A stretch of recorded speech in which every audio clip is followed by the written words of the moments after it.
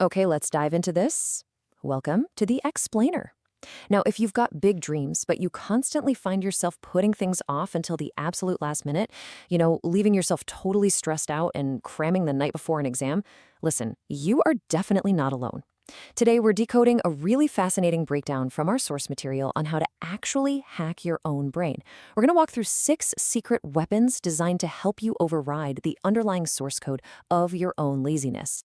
So let's be real for a second. You want to get into a top university, right? Or you want to land that high-paying dream job. You know exactly what you need to do to get there. But instead, you end up lying in bed, basically like a zombie, doom scrolling through shorts and reels. Why on earth does this happen? Well, it's actually pretty simple. Your brain is just overloaded. When a task feels way too hard or intimidating, your brain's immediate, hardwired response is to just avoid the pain. It wants to keep you firmly planted right there in your comfort zone. And obviously, that creates this massive, super frustrating gap between our big dreams and our actual daily reality. The harsh truth highlighted in our source material is that your brain will happily ruin your entire future just to keep you comfortable in the present moment. Think about that. It doesn't actually care about your long-term goals. It literally only cares about taking the easy road right now. So, how do we fix this? Here is our hacker's roadmap for today's explainer. We're going to systematically override that lazy programming by looking at 1. The comfort trap, 2. Overriding your mindset, 3. The power of starting, 4. Minimum effort, 5. Ridiculously easy steps, and finally, 6. Stealth mode studying. Okay, starting off with section 1, the comfort trap and how to break this cycle. So, the absolutely crucial point here is this. Laziness is not written into your DNA. It's not some inherent genetic trait that you were just cursed with at birth. It is simply a habit. And because it's just a habit, you can actively rewire your brain to break it. You have the power to completely transform the type of person you are. But it starts with realizing that you are in control of your actions, not your impulses. Which leads perfectly into section 2, overriding your mindset to hack your identity. To truly hack your identity, you've got to stop waiting for the perfect mood to strike, like a baby waiting to be fed. Waiting around for the right feeling is just a guaranteed way to fail. And this brings us to hack number 6, fake it till you make it. The source explains this fascinating psychological loophole. Your brain actually cannot tell the difference between reality and repetitive affirmations. It's wild. If you constantly tell yourself you're lazy, well, you will be. But if you sit down and firmly say, I am a smart student, I finish what I start, I don't quit, your brain will eventually just believe this new persona. Keep feeding it this reality until your actions naturally follow suit.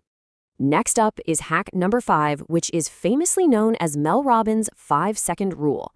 When you realize you need to study or exercise or honestly even just get up to take a shower, do not give your brain time to make excuses. Count backward, out loud, or just in your head, 5, 4, 3, 2, 1, and physically move. This completely kills overthinking dead in its tracks. You don't need some magical surge of motivation. You just need one simple command to force immediate action. Moving on to section 3, the power of starting. Now, what's really interesting about this slide is how we can use psychology against our own procrastination. This brings us to hack 4, which taps into a deeply ingrained phenomenon called the Zeigarnik effect. Have you ever heard of this?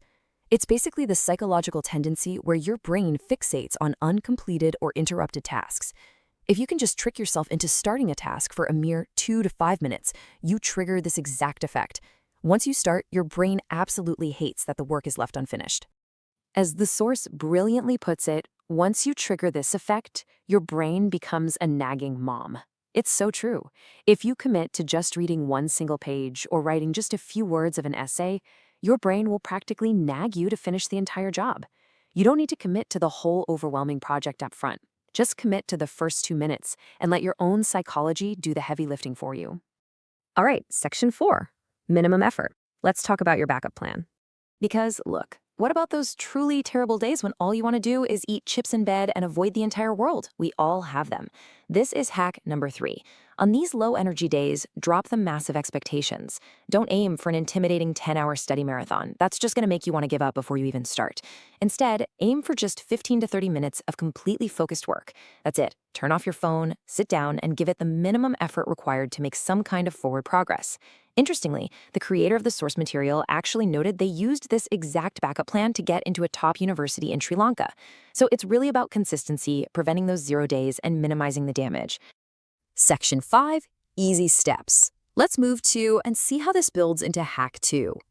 Often, the reason you feel so totally paralyzed is because a task just feels impossibly huge. Trying to tackle an entire physics syllabus at once is kind of like trying to solve quantum physics with Stephen Hawking's ghost.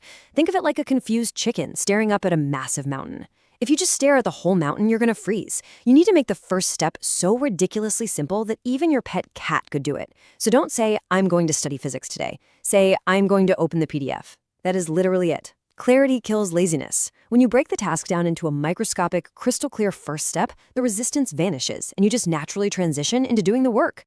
And finally, Section 6, Stealth Mode Studying.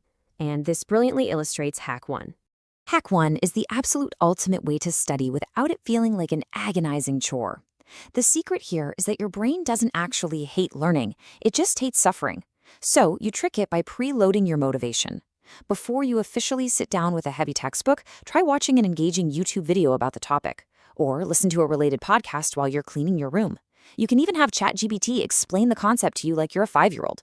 Or hey, try explaining what you've learned out loud to a teddy bear. I know it sounds silly, but by making the intake of information casual, fun, and completely frictionless, you remove the dread entirely.